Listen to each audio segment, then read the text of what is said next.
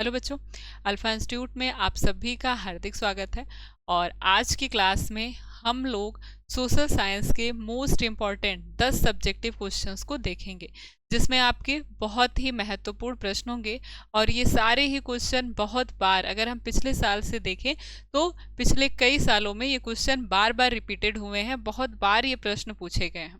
ठीक है, तो आज हम लोग उन्हीं प्रश्नों को करेंगे। इन प्रश्नों को आपको अच्छे से तैयार करना है, सीधे सीधे नहीं तो किसी ना किसी तरीके से इसमें से मैक्सिमम क्वेश्चन जो है वो आप एग्जाम में आपको देखने के लिए मिल सकते हैं। तो इन प्रश्नों को आपको बहुत अच्छे से तैयार करना है। समझिए, ऐसे ही क्वेश्चन आपको एग्जाम में मिलेंगे। इसमें आपके पास पहला प्रश्न है जो वो कह रहा है, साइमन कमीशन रिपोर्ट से कांग्रेस क्यों असंतुष्ट थी? कांग्रेस ने किस नई नीति की घोषणा की थी? साइमन कमीशन रिपोर्ट से कांग्रेस असंतुष्ट क्यों थी और इसके लिए कांग्रेस ने किस नई नीति की घोषणा की थी? इसमें आपसे इसका आंसर लिखने के लिए पूछ रहा है। तो हम देखते हैं, जो साइमन कमीशन रिपोर्ट होता है उससे कांग्रेस क्यों असंतुष्ट होती है? क्योंकि उसमें सभी भारतीय, इसमें कोई भी भारतीय नहीं होता है, सभी अंग्रेज थे या सभी अंग्रेजी सरकार से संबंध रखते थे। इसलिए कांग्रेस जो है वो इस रिपोर्ट को स्वीकार नहीं करती है। ठीक है, तो 1927 में साइमन कमीशन जॉन साइमन की अध्यक्षता में गठित होता है और इसका मुख्य उद्देश्य क्या था? तो भारत में संवैधानिक व्यवस्था के कार्यों की समीक्षा करना था कि हर 10 साल पे ये संवैधानिक व्यवस्था के जो भारत में कार्य हो रहे हैं उसकी यह समीक्षा करेगा। ठीक है, सुझाव देगा। कांग्रेस सहित भारतीय नेताओं ने साइमन कमीशन का विरोध किया क्योंकि इसमें कोई भी भारतीय सदस्य शामिल नहीं था। साइमन कमीशन 1928 में भारत आती है और मुस्लिम लीग भी इसका विरोध करता है। क्यों? क्योंकि भारतीय नेताओं का मानना था कि भारतीयों ने भविष्य का फैसला अंग्रेजों के हाथों में कैसे सौंपा जा सकता है। कुछ न कुछ तो भारतीय उसमें होने चाहिए थे। भारतीयों के भविष्य का फैसला करने का अधिकार केवल भारतीय के हाथों में सुरक्षित है। कांग्रेस की संवैधानिक व्यवस्था के कार्यों की समीक्षा करने हेतु मोतीलाल नेहरू ने अध्यक्षता में एक आयोग का गठन किया था। आयोग के द्वारा की गई सिफारिशों के आधार पर कांग्रेस ने पूर्ण स्वराज की मांग की थी। ठीक है, तो इसी वजह से साइमन कमीशन को क्या कर दिया गया था? साइमन कमीशन से कांग्रेस असंतुष्ट थी क्योंकि उसमें कोई भी भारतीय शामिल नहीं था। अगला प्रश्न आपके पास है कि महात्मा गांधी जी के द्वारा चलाए गए 3 आंदोलनों का वर्णन करिए। अब आप कोई भी 3 आंदोलन का वर्णन कर सकते हैं, बेसिकली वो महात्मा गांधी जी के द्वारा चलाया जाना होना चाहिए। तो चलिए हम शुरू करते हैं, देखते हैं महात्मा गांधी के द्वारा चलाए गए जो 3 आंदोलन है, मुख्य रूप से जो सबसे प्रसिद्ध आंदोलन रहे हैं, हम उनके बारे में बात करेंगे। ठीक है, पहला आंदोलन क्या है? असहयोग आंदोलन, जो सबसे पहले महात्मा गांधी ने चलाया था। इसके पहले उनका 3 आंदोलन चल चुका था, लेकिन वो क्षेत्रीय स्तर पर था, वो राष्ट्रीय स्तर पर नहीं था, बड़े लेवल पर नहीं था। बड़े लेवल पर इनका पहला आंदोलन 1919 से शुरू होता है, असहयोग आंदोलन। ठीक है, तो भारतीय राजनीति के प्रवेश में ब्रिटिश सरकार की सहयोगी के रूप में इन्होंने किया था, क्योंकि उन्हें ब्रिटिश सरकार की ईमानदारी व न्यायप्रियता में विश्वास था। पहले ये ब्रिटिश सरकार का सहयोग कर रहे थे, लेकिन बाद में इनको समझ में आता है कि ब्रिटिश सरकार उनके प्रति ईमानदारी और उनका जो विश्वास है ब्रिटिश सरकार के प्रति वो खत्म हो जाता है। ठीक है, तो 1919 में भारत में अनेक ऐसी घटनाएं घटी जिन्होंने गांधी जी की ब्रिटिश सरकार के विरुद्ध आंदोलन को प्रारंभ करने के लिए विवश किया। इस घटनाओं में वर्ष 1919 का दमनकारी रॉलेट एक्ट था, जलियांवाला बाग हत्याकांड था, आदि घटनाएं प्रमुख थी। अगर आपसे असहयोग आंदोलन का कारण पूछता है तो चौरी चौरा घटना का उल्लेख करेंगे, जलियांवाला बाग हत्याकांड का उल्लेख करेंगे। ठीक है, और अगला है आपके पास सविनय अवज्ञा आंदोलन। दूसरा आंदोलन जो शुरू करते हैं वो कौन सा होता है? 1930 ईस्वी में सविनय अवज्ञा आंदोलन प्रारंभ करते हैं। नमक कानून से यह आंदोलन प्रारंभ होता है। तो सविनय अवज्ञा आंदोलन का अर्थ क्या है? विनम्रता पूर्वक आज्ञा या कानून की अवहेलना करना। सविनय अवज्ञा गांधी जी के आंदोलन की विशेषता रही है। इसके अंतर्गत विनम्र तथा हिंसक होकर सरकारी कानूनों का उल्लंघन किया जाता है। वर्ष 1930 में महात्मा गांधी ने सविनय अवज्ञा आंदोलन प्रारंभ किया था। इसके लिए उन्होंने नमक सत्याग्रह की शुरुआत की। महात्मा गांधी के द्वारा 12 मार्च 1930 ईस्वी को ऐतिहासिक नमक सत्याग्रह शुरू करने का निश्चय किया गया। उन्होंने 12 मार्च को साबरमती आश्रम से अपने 78 समर्थकों के साथ दांडी के लिए पदयात्रा प्रारंभ की और 6 अप्रैल को गांधी जी ने नमक बना करके कानून को तोड़ा। कब तोड़ा था? 6 अप्रैल को। 6 अप्रैल को क्या किया था, गांधी जी ने नमक बनाकर कानून को तोड़ा था। तो ये था इनका सविनय अवज्ञा आंदोलन। तीसरा आंदोलन क्या है, भारत छोड़ो आंदोलन है गांधी जी का। तीसरा आंदोलन रहा प्रसिद्ध, जो कि था भारत छोड़ो आंदोलन। कब शुरू हुआ, 8 अगस्त 1942 ईस्वी को शुरू हुआ। तो 8 अगस्त 1942 को भारतीय राष्ट्रीय कांग्रेस ने बंबई के ग्वालियर टैंक मैदान में, कहां पर, ग्वालियर टैंक मैदान में हुए अधिवेशन के इसमें ऐतिहासिक भारत छोड़ो प्रस्ताव पास किया गया। ठीक है, और इस आंदोलन की सफलता के लिए महात्मा गांधी ने लोगों को एक नारा दिया। क्या नारे का नाम था, करो या मरो का मंत्र दिया, तथा ब्रिटिश सरकार को तत्काल ही भारत छोड़कर चले जाने की चेतावनी दी। 8 अगस्त की रात को भारत छोड़ो प्रस्ताव पास होते ही आंदोलन की शुरुआत हो गई और ब्रिटिश सरकार ने तत्काल प्रक्रिया करते हुए महात्मा गांधी समेत कांग्रेस के लगभग सभी शीर्ष नेताओं को गिरफ्तार कर उनको नजरबंद कर दिया और जेल में डाल दिया। कुछ को नजरबंद किया और कुछ को जेल में डाल दिया। तो इस तरह से गांधी जी ने भारत छोड़ो आंदोलन की शुरुआत की थी।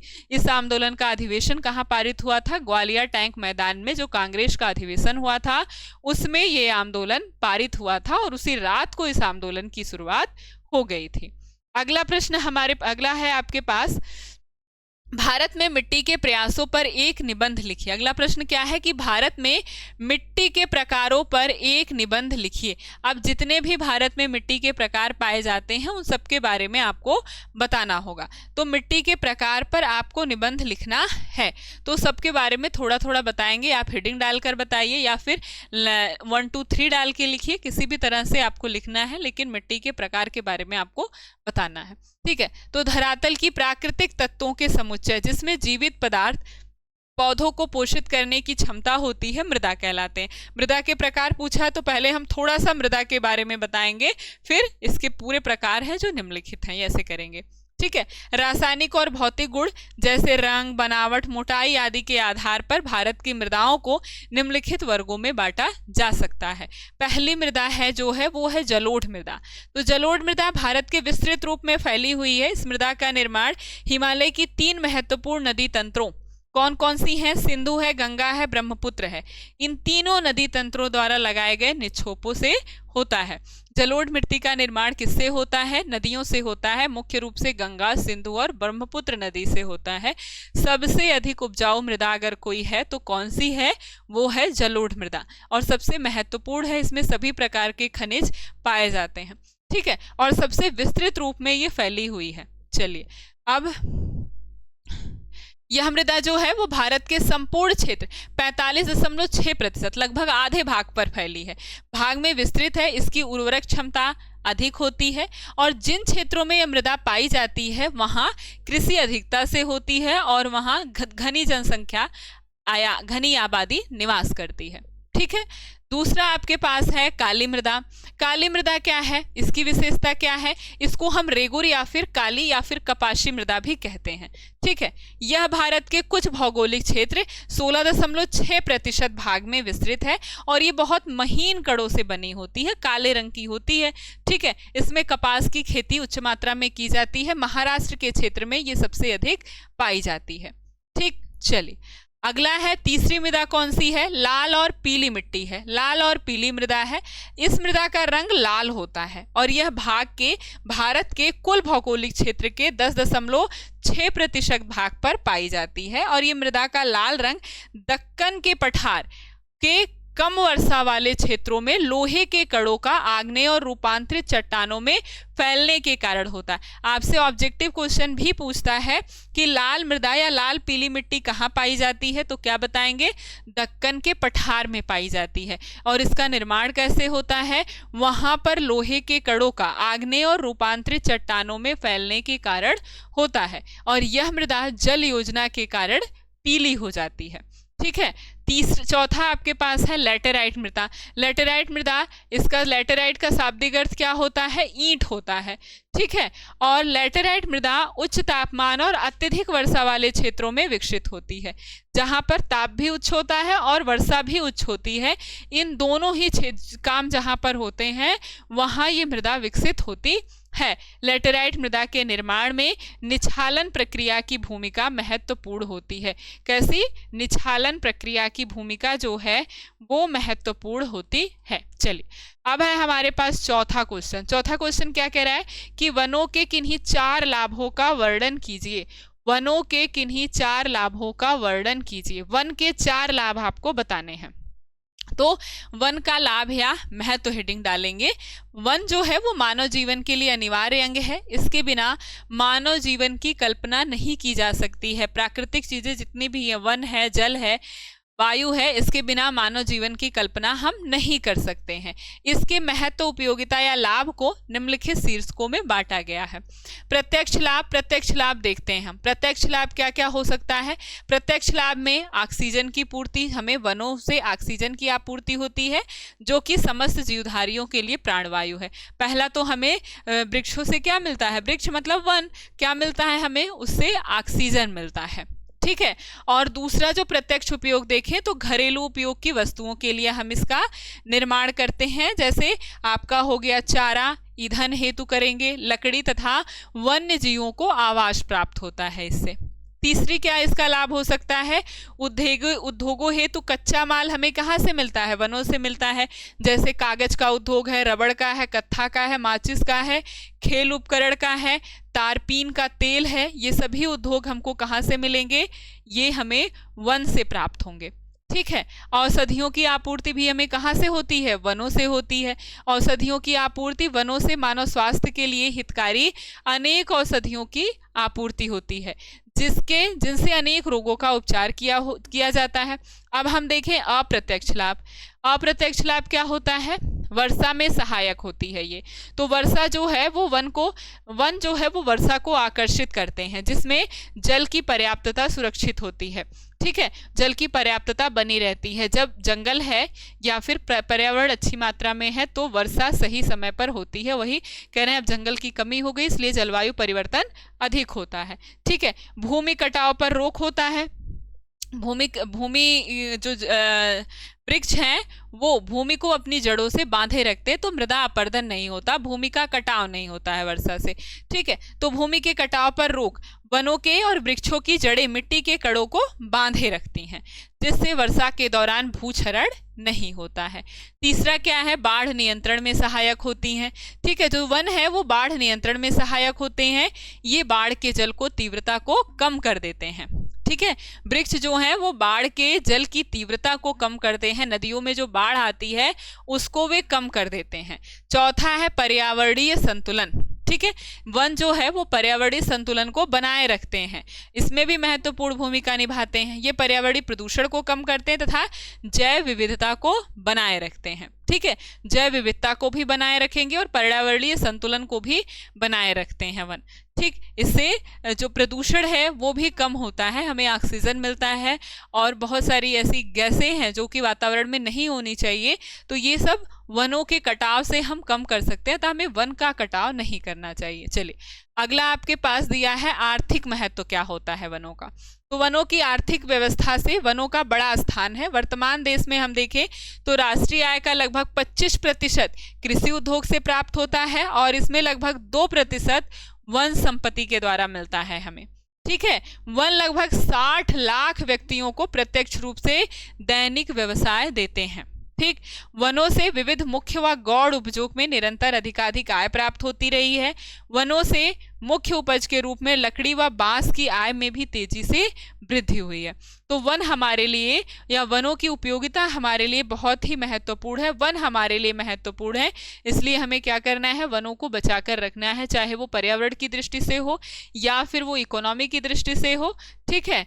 आम है, सागवान है, शीशम, देवदार, बबूल, यूकेलिप्टस आदि लकड़ियों से मकान के दरवाजे, चौखट, कृषि के औजार, जहाज, फर्नीचर आदि बनाए जाते हैं। मुलायम लकड़ियों से कागज, लुगदी, दियासलाई, प्लाईवुड, तारपीन का तेल आदि वस्तुएं प्राप्त की जाती हैं। ठीक है, तो ये सभी जो है ये वनों से हमें मिलता है। अगर वन संपदा हमारे पास नहीं होगी तो हमारे आर्थिक उत्थान में भी कमी आएगी और हमारे पर्यावरण प्रदूषण को बढ़ावा मिलेगा, जलवायु परिवर्तन में दिक्कत आएगी। ठीक है, वो भी जलवायु भी परिवर्तित होती रहेगी। तो वन हमारे लिए महत्वपूर्ण स्थान रखते हैं, अतः वन को हमें बढ़ावा देना चाहिए, वृक्षों को लगाना चाहिए। भूक्षरण को भी रोकती है, बाढ़ को भी रोकती है। ठीक है, चलिए अगला प्रश्न है हमारे पास, क्या दिया हुआ है कि चावल की खेती हेतु उपयुक्त चावल की खेती हेतु उपयुक्त भौगोलिक दशाओं की विवेचना कीजिए और भारत में किन्हीं 3 प्रमुख उत्पादक क्षेत्रों का उल्लेख करिए। ठीक है, तो गेहूं और चावल 2 फसलें मुख्य रूप से पूछी जाती है, कभी कभी आपसे पूछ लेगा गन्ना भी। ठीक है, तो इनको आपको तैयार करना है, याद कर लेना है। ठीक है, देखें चावल की खेती के लिए पहले हम देखते हैं भौगोलिक दशाओं का आपको विवेचना करनी है। भौगोलिक दशाएं क्या हैं? चावल जो है वो जलोढ़ मैदानी भाग पर और डेल्टाई प्रदेशों में उपज के लिए सर्वोत्तम मानी जाती है। इसके लिए भूमि कैसी होनी चाहिए? समतल और उपजाऊ होनी चाहिए। पहाड़ी ढालों और अधिक वर्षा वाले ढालों पर चावल की खेती सीढ़ीदार खेत बनाकर की जाती है। चावल अधिक उपज के लिए रासायनिक उर्वरक एवं खादों का उपयोग किया जाता है। तापमान चावल की कृषि के लिए उच्च तापमान की आवश्यकता होती है। इसकी उपज के लिए हमें 25 डिग्री सेल्सियस से अधिक, ठीक है, 25 डिग्री सेल्सियस से अधिक तापमान की आवश्यकता होती है और प्रकाश अधिक मात्रा में प्रकाश की भी आवश्यकता होती है। ठीक है, बादलों वाले मौसम में व तेज हवाओं में इसके लिए हानिकारक होते हैं। अब वर्षा कितनी होनी चाहिए? वर्षा जो है तो चावल के लिए 100 से 200 सेंटीमीटर तक की वर्षा आवश्यक होती है। कम से कम 150 से लेकर 200 सेंटीमीटर वर्षा होनी चाहिए। चावल को अधिक नमी की आवश्यकता और अधिक प्रकाश, अधिक डिग्री की आवश्यकता पड़ती है, अधिक तापमान की आवश्यकता पड़ती है। इसके लिए पौधों को जल से भरे खेतों में लगाया जाता है और कम वर्षा वाले क्षेत्रों में सिंचाई करके वर्षा की कमी को पूरी किया जाता है। मिट्टी, चावल की मिट्टी में देखें तो चावल की कृषि के लिए चिकनी, जलोढ़ व दोमट मिट्टी की आवश्यकता होती है, क्योंकि इन मिट्टियों में अधिक नमी धारण करने की क्षमता होती है और नदियों में डेल्टा, बाढ़ के मैदान व सागर तटीय क्षेत्रफल चावल की कृषि के लिए सबसे अधिक उपयुक्त होते हैं। ठीक है, श्रम एक श्रम प्रधान कौशल फसल है और इसकी उपज के लिए बड़ी संख्या में हमें श्रमिकों की भी आवश्यकता होती है, क्योंकि चावल जो है वो इसकी अधिकांश जो है बुआई कार्य हाथों से किए जाते हैं, तो इसमें श्रम का भी महत्वपूर्ण योगदान होता है। चलिए अब आपके पास है अगला प्रश्न है छठा क्या कह रहा है कि किसी भी राजनीतिक दल के क्या गुण होते हैं? कोई भी राजनीतिक दल हो उसके गुण क्या हो सकते हैं? ठीक है, तो राजनीतिक दल के निम्नलिखित गुण होते हैं। पहला क्या है कि राजनीतिक दल एक ऐसा संगठित समूह होता है जो चुनाव लड़ने और सरकार की राजनीतिक सत्ता प्राप्त करने के उद्देश्य से काम करता है। राजनीतिक दल समाज के सामूहिक हित को ध्यान में रखकर कुछ महत्वपूर्ण नीतियां व कार्यक्रम तय करते हैं। ठीक, अगला सामूहिक दल की क्या विशेषता हो सकती है? सामूहिक हित से लेकर सबकी राय भिन्न भिन्न होती है और इसी आधार पर ये लोगों को समझने का प्रयास करते हैं और उनकी नीतियां दूसरी पार्टी से बेहतर हैं। और राजनीतिक दल है जो वो समाज में लोगों का समर्थन पाकर चुनाव जीतने के बाद उन नीतियों को लागू करने का प्रयास करते हैं। अगला है राजनीतिक दल किसी समाज की बुनियादी राजनीतिक विभाजन को भी दर्शाते हैं। ठीक है, राजनीतिक दल हैं वो जो किसी समाज की बुनियादी राजनीतिक विभाजन को दर्शाते हैं। राजनीतिक पार्टी समाज का एक हिस्सा होता है, इसलिए इसका झुकाव समाज के उस वर्ग या फिर किसी विशेष समुदाय की ओर होता है। जिस भी पार्टी का वो हिस्सा है उसी पार्टी की तरफ या उसी विशेष समुदाय की तरफ उसका झुकाव होता है। चलिए अगला प्रश्न है आपके पास, भारतीय अर्थव्यवस्था के विकास में उद्योगों की किन्हीं 3 योगदानों की विवेचना कीजिए। अर्थव्यवस्था के विकास में उद्योग के किन्हीं 3 योगदानों की आपको विवेचना करनी है कि अर्थव्यवस्था में उद्योग के 3 योगदान क्या क्या हो सकते हैं। पहला योगदान क्या है कि उद्योगों के उत्पादन में वृद्धि होती है, जिससे प्रति व्यक्ति आय में वृद्धि होती है और जीवन स्तर उन्नत हो जाता है। ठीक है, अगर हमारा अर्थव्यवस्था का विकास होगा तो प्रति व्यक्ति आय का विकास होगा, हमारे पास पैसा अधिक आएगा और जब हमारे पास पैसा अधिक आएगा तो हम अपने ज़रूरत के या फिर जो हमारे संसाधन हैं उनमें हम वृद्धि करेंगे, तो हमारा जीवन स्तर भी और ऊंचा हो जाएगा। ठीक है। रोजगार के साधनों में वृद्धि होगी, अर्थव्यवस्था का विकास होगा तो, और मानव संसाधन इससे पुष्ट होगा। ठीक है। इसमें राष्ट्रीय आय में वृद्धि तथा पूंजी का निर्माण होगा। जब राष्ट्रीय आय में वृद्धि होगी, लोगों के पास पैसा आएगा तो अपनी पूंजी को कहीं ना कहीं लगाएंगे, पूंजी का निर्माण होगा इससे। ठीक है। चौथा क्या है कि उद्योगों के बढ़ते योगदान से अर्थव्यवस्था के अन्य खंड जैसे कृषि है, खनिज है, परिवहन आदि साधनों में वृद्धि होगी, में प्रगति होगी। ठीक है। पांचवा क्या हो सकता है कि उद्योगों से मनुष्य की भौतिक आवश्यकताओं की पूर्ति एवं उन्नति होती है। ठीक है। तो व्यक्ति की जो मुख्य आवश्यकताएं हैं, उसकी जमीनी स्तर की जो आवश्यकताएं हैं, जब आपके पास पैसा आएगा तो हम उन आवश्यकताओं की पूर्ति करेंगे, तो मनुष्य की उन आवश्यकताओं की पूर्ति होने लगती है। चलिए, अगला प्रश्न है आपका 8वां। 3 ही पूछा था, यहाँ पर 5 दिए गए हैं, आप अपने अनुसार किसी को भी याद कर सकते हैं। चलिए, अब है आपके पास अगला, संगठित और असंगठित क्षेत्रों में अंतर क्या होता है। क्या कह रहा है आपसे, संगठित और असंगठित जो क्षेत्र होते हैं इनमें अंतर क्या होता है। संगठित और असंगठित क्षेत्र में अंतर, पहले हमारे पास दिया है संगठित क्षेत्र, आप ऐसे लिखिए या फिर आप ऐसे भी लिख सकते हैं। ठीक है। तो संगठित और असंगठित क्षेत्रों में अंतर, संगठित क्षेत्र क्या है, वे उद्यम या कार्य स्थान जहां पर रोजगार की अवधि नियमित और सुनिश्चित होती है, संगठित क्षेत्र कहलाते हैं। इस क्षेत्र में कुछ औपचारिक प्रक्रियाएं होती है। इन उद्यमों को सरकार के द्वारा पंजीकृत किया जाता है और उन्हें कारखाना अधिनियम, फैक्ट्री एक्ट, न्यूनतम मजदूरी अधिनियम, ग्रेच्युटी अधिनियम में भुगतान आदि जैसे विभिन्न कानूनों के तहत बनाए गए नियमों का पालन करना पड़ता है। ठीक है। इसको क्या कहते हैं, इसको कहते हैं संगठित क्षेत्र। तो वे कार्य अथवा वे उद्यम वे कार्य के स्थान व रोजगार की, या फिर जहां पर रोजगार और जो अवधि है रोजगार की वो नियमित होती है और सुनिश्चित होती है। ठीक है। वे कैसे कहलाते हैं, संगठित क्षेत्र कहलाते हैं। ठीक है। जहां पर रोजगार का समय, आप कितने समय तक कार्य कर रहे हैं वो नियमित होगा, अवधि और सुनिश्चित होगी, उसे हम संगठित क्षेत्र कहते हैं। और इसमें बहुत सारी औपचारिक प्रक्रियाएं होती हैं। ठीक है। इन उद्यमों को सरकार के द्वारा पंजीकृत किया जाता है, कहां पर, कारखाना अधिनियम में, न्यूनतम मजदूरी अधिनियम के या ग्रेच्युटी अधिनियम में भुगतान इसको किया जाता है। असंगठित क्षेत्र क्या होते हैं, ये असंगठित क्षेत्र जो होते हैं, असंगठित क्षेत्र के जो उद्यम है वे सरकार के साथ पंजीकृत नहीं होते हैं। ये छोटी छोटी बिखरी इकाइयां होती हैं जो कि सरकारी नियंत्रण से बाहर होती हैं, असंगठित क्षेत्र कहलाती हैं। ठीक है। इस असंगठित क्षेत्र से रोजगार को मिलने वाले लाभ क्या हैं, काम के घंटे निश्चित होते हैं, इनमें कर्मचारियों को चिकित्सा देखभाल, पेंशन, छुट्टी जैसे अतिरिक्त लाभ मिलते हैं, और संगठित क्षेत्र में कर्मचारियों को स्वच्छ वातावरण मिलता है। तो संगठित क्षेत्रों से ये लाभ मिलते हैं, असंगठित क्षेत्रों में हमें ये लाभ देखने को नहीं मिलते, क्योंकि यहाँ पर इनके घंटे निश्चित होते हैं, इनकी सैलरी निश्चित होती है, और जो चिकित्सा के देखभाल हैं या फिर जो छुट्टी है ये इनकी निश्चित होती है, ये इनको मिलते हैं, और इसके अतिरिक्त और भी बहुत सारे लाभ इनको मिलते हैं। ठीक है। और कर्मचारियों को यहाँ पर स्वच्छ वातावरण मिलता है, ये संगठित क्षेत्र के लाभ है। असंगठित क्षेत्र में हमें ये सब कुछ नहीं मिलता।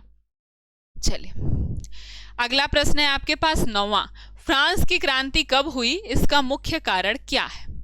फ्रांस की क्रांति के बारे में पूछा है, बहुत बार ये क्वेश्चन पूछा है, फ्रांस की क्रांति कब हुई, इसका मुख्य कारण क्या है। चलिए, फ्रांस की क्रांति 1789 ईस्वी में होती है। इस आधुनिक युग की एक महत्वपूर्ण घटना थी। फ्रांस की क्रांति के निम्नलिखित कारण है। पहला कारण है राजनीतिक कारण। राजनीतिक कारण में हम देखें तो निरंकुश राजतंत्र की स्थापना। निरंकुश राजतंत्र, फ्रांस में राजा की शक्ति निरंकुश थी और वह अपनी इच्छानुसार कार्य करता था। राजा के अन्याय से आम जनता जो हो गई थी वो बहुत ही ज्यादा परेशान हो गई थी। ठीक है। राजा कैसा जीवन जीने लगा था, विलासी जीवन जीता था। ठीक है, विलासी जीवन। राज्य की संपूर्ण आय पर राजा का निजी अधिकार होता था। राजा और रानी भोग विलास में लिप्त रहते थे। इससे आम जनता में भूखमरी जैसी स्थिति पैदा हो गई। तो राजनीतिक कारण में एक तो है निरंकुश राजतंत्र और दूसरा है राजा का विलासी जीवन, जिससे जनता में क्या आ गई, भूखमरी आ गई, भूखमरी की स्थिति पैदा हो गई। ठीक। और निरंकुश राजतंत्र में जनता क्या है, राजा के अन्यायों से परेशान हो जाती है। चलिए, अगला है आपके पास प्रशासनिक अर्थव्यवस्था। प्रशासनिक अर्थव्यवस्था, फ्रांस को शासन व्यवस्था अव्यवस्थित थी, सरकारी पदों पर नियुक्त का आधार योग्यता ना होकर के निजी संबंध थे। तो हमने जब फ्रांस की क्रांति देखी थी तो वहां पर देखा था कि पहले जो इलीट क्लास था, अभिजात वर्ग था, वही क्या करता था, सत्ता में होता था, या राजा या रानी के यहाँ के राजा के जो संबंध होते थे, या फिर जो अभिजात वर्ग होता था वो होता था, या राजा के जो सगे संबंधी होते थे वो सत्ता में होते थे। ठीक है, तो फ्रांस की जो शासन व्यवस्था थी वो अव्यवस्थित थी, उसमें केवल यही लोग रहते थे, योग्यता के आधार पर नहीं रखा जाता था लोगों को, संबंधों के आधार पर चुना जाता था और आपस में ही ये लोग रह जाते थे। जबकि जो व्यक्ति राजनीति में हिस्सा लेता है, इन लोगों को नहीं चुना जाता था या आम जनता को नहीं चुना जाता था, केवल उसमें इलीट क्लास रहते थे। ठीक है, सामाजिक कारण हम देखें तो 18वीं सदी के अंत तक फ्रांस की सामाजिक परिस्थितियां शोषणकारी हो गई थी और कुलीन वर्गों को विशेष अधिकार प्राप्त हो गया था। ठीक है, आर्थिक कारण में क्या है, आर्थिक परिस्थितियों ने भी इस क्रांति को बढ़ावा दिया। एक तरफ फ्रांस ब्रिटेन के साथ लगातार युद्धों में लिप्त था, तो वहीं फ्रांस के राजा के विलासितापूर्ण जीवन ने भी अर्थव्यवस्था पर बुरा प्रभाव डाला। ठीक है, तो ये सारी फ्रांस की क्रांतियों के कारण थे। विलासितापूर्ण जीवन था, एक राजतंत्र या तानाशाही राजतंत्र की स्थापना थी, प्रशासनिक व्यवस्था जो थी वो अव्यवस्थित थी। ठीक है, और बहुत सारी ऐसी सामाजिक परिस्थितियां पैदा हुई जिस पर, क्योंकि उन पर कुछ ऐसे क्षेत्र थे जिन पर कुलीन वर्ग का, इलीट क्लास जिसे कहते हैं, अभिजात वर्ग जिसे कहते हैं, उनका अधिकार था, पादरी वर्ग का अधिकार था। ठीक है, आर्थिक कारण में क्या है कि आर्थिक परिस्थितियों को भी इस क्रांति ने बढ़ावा दिया। एक तरफ फ्रांस ब्रिटेन के साथ लगातार युद्धों में लिप्त था और वहीं फ्रांस के राजा जो है वो विलासितापूर्ण जीवन जी रहा था, तो दोनों जगह से पैसा खर्च हो रहे थे, जिसकी वजह से जनता में भूखमरी फैल गई और जनता सड़क पर आ गई और 1789 की क्रांति हो गई। ठीक है, तो ये सारे आपके बहुत ही महत्वपूर्ण प्रश्न हैं। इन प्रश्नों को आपको अच्छे से तैयार करना है, खुद से लिख के तैयार करना है, एक एक पॉइंट को याद करना है और उसके बाद अपने से वाक्य बनाकर लिखना है। बस आपको पॉइंट याद करना है, ऐसा नहीं है कि पूरा का पूरा लिखा हुआ आप याद करिए, पॉइंट में याद करिए, हेडिंग याद करिए और उसको अच्छे से लिखिए। फिर अपने दिमाग से उसको अच्छे से लिखिए, उस पॉइंट को पढ़ के याद करके उसको अपने दिमाग से आंसर बनाइए, तब जाके आप एग्जाम में अच्छे तरीके से लिख सकते हैं। ठीक, तो चलिए मिलते हैं फिर अगली क्लास में।